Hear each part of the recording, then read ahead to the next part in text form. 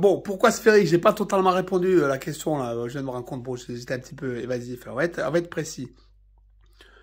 Qu'est-ce que l'on connaît de parfaitement, mais parfaitement sphérique euh, dans l'univers? C'est quoi la chose la plus parfaitement sphérique? Le trou noir.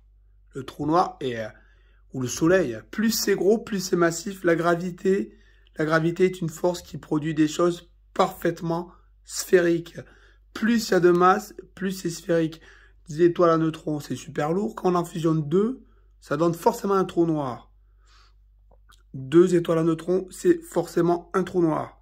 Dans le sens, ça déplace la limite de Chandrasekhar, ça dépasse la limite de tout ce que vous voudrez.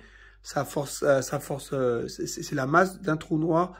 Donc, théoriquement, c'est censé faire un truc parfaitement sphérique. Ce qui fait que le vide qui est piégé dedans, au moment donné où il est piégé, au moment donné où ça se crée de manière sphérique, avec un vide piégé de manière sphérique, qui explose automatiquement de manière sphérique.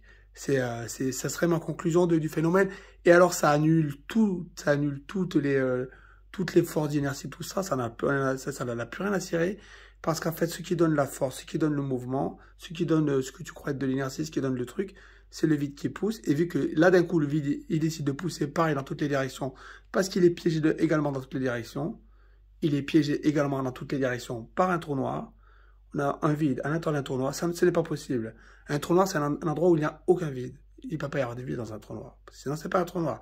On a déjà expliqué à Hogwarts ce que c'est qu'un trou noir dans la théorie du vide qui pousse de Hogwarts.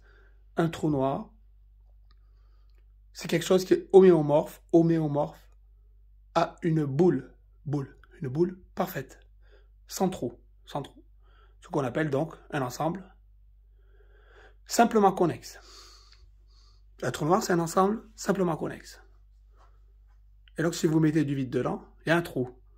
Et un trou, c'est pas simplement connexe, parce qu'il y a un trou. Et le trou, il explose, il fait boum.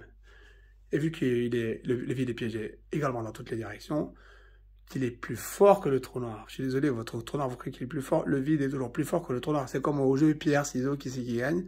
Le vide gagne contre le trou noir. Et là, il est dedans, il pète le trou noir. Ça fait la kilonova, ça explose dans toutes les directions. De manière sphérique, avec une énergie égale dans toutes les directions. Et c'est tout.